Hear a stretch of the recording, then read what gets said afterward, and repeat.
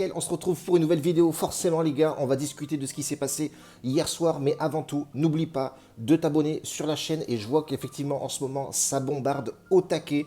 Et ça c'est plutôt sympathique. Et le pouce pour le référencement, les mecs, balancez-moi le maximum de pouces. Je veux 110 pouces pour la vidéo de demain. Il y a beaucoup de matchs, donc il y aura un résumé complet sur la journée de demain. Et aujourd'hui, on va regarder ce qu'il y a sur la carte et on va balancer quelques avis, bien entendu. Ça reste des avis, des conseils, mais ça peut t'orienter sur tes pronostics à toi. Et si, bien entendu, tu veux mes mises perso, je t'invite à venir sur Telegram et bifurquer là-dessus, discuter avec moi et plus si infinité de clubs privés pour vous aider, bien entendu, à engranger un maximum de caillasse et surtout vous faire un petit revenu supplémentaire sur le mois et c'est plutôt pas mal. Bref, en tout cas, hier, on était sur une journée avec 4 matchs. On a vu un petit peu, on en a discuté. On a vu Vallecano qui devait gagner le match. Ça a été très serré. Celta Vigo a fermé la boutique derrière, a mis le bus. Interdiction de rentrée. Donc, c'est mort. On avait dit aussi, je me souviens, Valence-Cadiz. On avait dit le but de Cadiz avec une cote à 1,96 qui est passé. Ça, c'était plutôt sympathique. La Juventus de Turin qui devait passer aussi. Et le plus de 2,5 buts sur le match hollandais. Ben, Free Nord a forcément gagné le match, mais avec un score faible, 1-0. Donc on fait un 2 sur 4 encore, c'est plutôt bien. On est sur une moyenne, 50-50, et ça c'est plutôt sympathique. Journée d'aujourd'hui les gars, il y a très peu de matchs. On va aller bifurquer un petit peu, voir ce qui se passe. Sur la journée d'aujourd'hui, il y a un match de Ligue 1, on va en discuter de suite, il y a de la Bundesliga aussi, il y a un match intéressant Empoli-Cremose, et on va aller voir aussi en Bundesliga 2, il y a un petit match qui m'intéresse, c'est Hanovre, j'adore cette équipe, elle était en Bundesliga à l'époque, c'est une équipe qui essaye de remonter, on va en discuter tout à l'heure, bien entendu les frérots. On commence par la Bundesliga, Dortmund, vamos, papa. Bref, Mönchengladbach contre Dortmund, classement général, on va voir un petit peu comment ça se goupille, quelles sont les tendances actuelles. Dortmund, 6e du classement général, plutôt sympathique, ils se réveillent un peu, hein, les mecs, ça faisait pas mal de matchs qui faisaient des non-performances. Là, on voit qu'ils sont cassés un peu la gueule sur les chicots sur Wolfsburg. Donc attention Dortmund, pas le droit à l'erreur, il faut grappiller du point avant cette petite trêve qui va arriver suivant la Coupe du Monde, bien entendu. On a un Mönchengladbach qui est 9e, qui elle, sans dents de scie, résultat un peu chaotique, c'est pas forcément le top, on se demande ce que fait Thuram, bien entendu. On regarde un peu sur le classement, sur les 3 derniers matchs joués de ces équipes-là, Mönchengladbach à domicile qui fait 2 matchs perdu, méforme et gagner un match contre le Stuttgart à domicile. Donc à domicile, ça peut être un petit peu plus sérieux pour eux. Dortmund, sur les 3 derniers matchs, c'est une victoire, une défaite, un nul. Voilà, basta così. Le dernier match, leur dernière rencontre de ces deux équipes-là, on a vu Dortmund qui s'imposait à domicile 6-0, mais ça remonte à belle lurette. Les 3 derniers matchs de Mönchengladbach à domicile, c'est 2 victoires pour une défaite contre Francfort, qui est très costaud en ce moment. Donc à domicile, ça se bat. C'est pas mal, ça se défend plutôt bien. Ça se déplace pas forcément bien du côté de Dortmund, hein, un nul pour une défaite et une seule victoire. Donc attention, ce match-là va être assez compliqué à pronostiquer, mais on voit un petit peu là où on peut aller sur ce match-là, bien entendu. Mönchengladbach à domicile, un peu plus costaud. On va regarder, approfondir un peu plus les stats, et on peut voir effectivement que Mönchengladbach sort un petit peu du lot à domicile. Si on regarde les 32 dernières rencontre de ces deux équipes-là, 22 fois où Dortmund a gagné contre cette équipe, il n'y a eu que 3 matchs nuls. Donc attention, on a vraiment un favori côté Dortmund, mais ça, on reste sur des matchs de l'époque et c'est pas forcément le top. Les matchs à l'extérieur gagnés par Dortmund cette saison, je te parle de cette saison, c'est 43% et 71% de matchs gagnés à domicile pour Mönchengladbach. Donc déjà, on peut voir effectivement qu'on peut s'orienter sur Mönchengladbach qui, à domicile, ne fait pas de blague et ça peut envoyer du mastic. Donc, on va regarder un petit peu aussi qui c'est qui joue, qui est présent. On voit que Plea est absent, ok d'accord, mais on a quand même Thuram qui est en grande forme en ce moment. Et du côté de Dortmund, ça reste aussi chaotique avec pas mal de blessés. Bon, Haller, malade depuis un paquet de temps. On a Meunier aussi qui est blessé. On a aussi l'homme clé Reus qui serait pas là, il serait absent aussi. Attention, quand ils mettent absent, généralement, tu les vois titulaires, mais ils ne sont pas non plus à 100%. Donc, mes formes du côté de Dortmund, pas mal d'absents. On voit que Mönchengladbach a 71% ou 73% de victoires à domicile. Donc notre pronostic s'orienterait plus sur un Mönchengladbach, bien entendu, à domicile. Mais je vais tenter pour vous save au maximum les frérots. Partez plus sur une double chance sur ce match-là. Mönchengladbach au nul. Deuxième match, ça va être Lyon-Nice, les gars. Ça va être vraiment un match important côté lyonnais. Depuis qu'il est arrivé sur son poste blanc, eh ben, c'est pas forcément le top du top. Il a gagné 2 victoires là, contre Lille et contre Montpellier, mais après ça, il a perdu contre Marseille 1-0. Droit au but. Et puis on peut voir effectivement que Nice est un client très sérieux avec un effectif très très complet. Donc attention, Lyon pas le droit à l'erreur, ça joue à domicile en plus, pression sur Blanc. Nice a quand même un résultat à tirer parce que voilà, ils sont coude à coude. Voilà, ils sont, je crois que c'est Lyon 8e et Nice 9e. Donc il y a un coup à faire pour Nice. Aller jouer le coup là-bas à Lyon, pourquoi pas.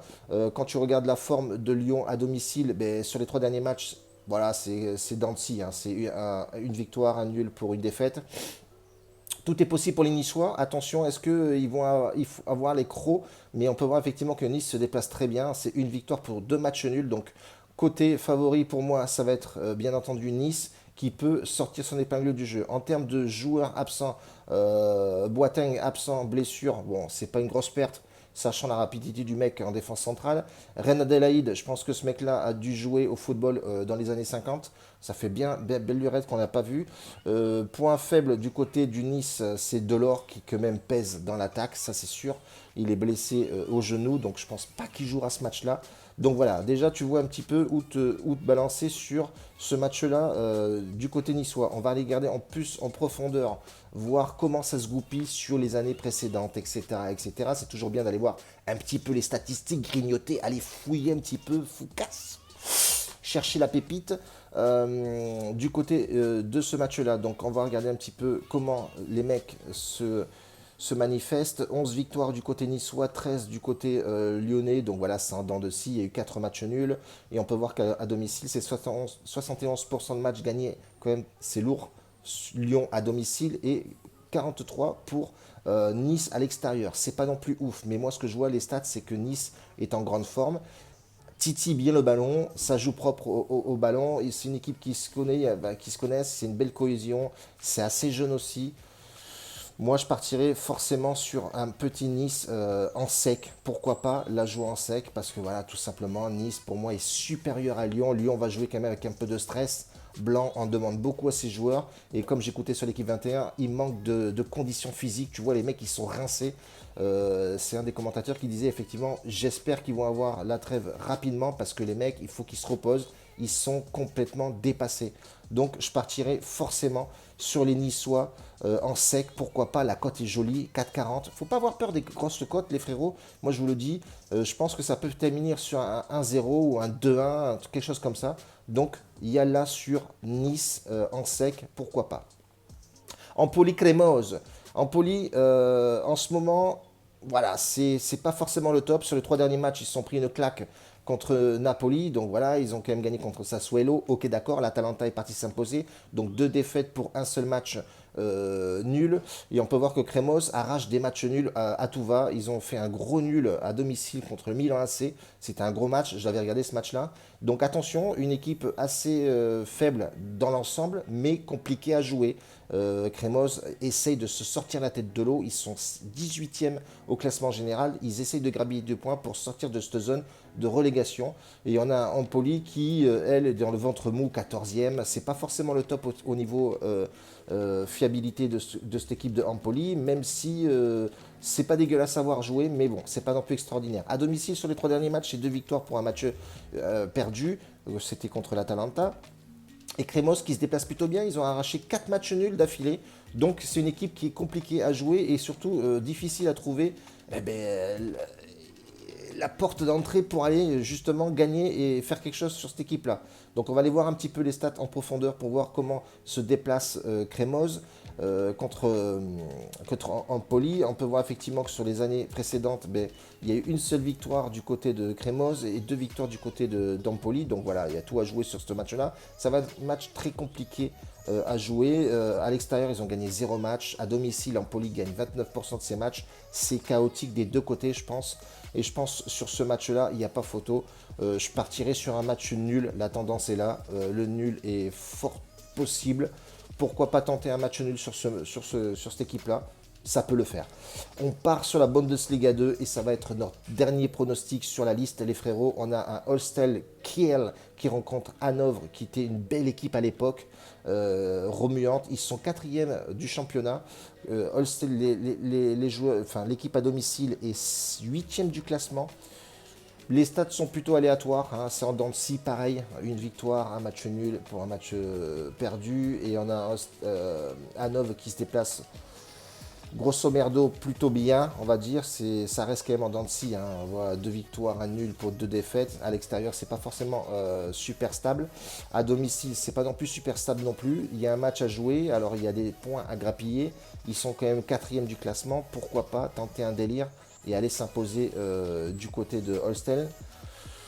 Ça va être un match compliqué à jouer pour eux, je pense, mais il y a tout à jouer sur ce match. Il faut grappiller du point avant cette trêve, mais ça va être compliqué. Je pars plutôt sur les locaux, Holstein au match nul, pour la simple et bonne raison qu'à domicile, ils vont pas se laisser faire. On voit qu'à Hanovre, à l'extérieur, c'est pas forcément top. Donc la double chance, si vous voulez tenter de le mettre dans un combiné, je pense que c'est le meilleur pronostic à jouer. Bref, les frérots, vous avez 4 matchs dans le filet. À vous de bien les combiner, de bien les jouer en sec. Je préférais plus en sec, notamment les matchs nuls, etc. Donc à toi de jouer. Donc tu as les cartes dans tes mains. Et puis on se retrouve demain. N'oubliez pas, objectif 110 pouces. Et on balance une grosse vidéo demain. On mettra 2 combinés sur la chaîne demain. Ce sera des combinés qu'on va jouer dans le VIP aussi. Donc voilà, la bise. On se retrouve demain les frérots. Ciao.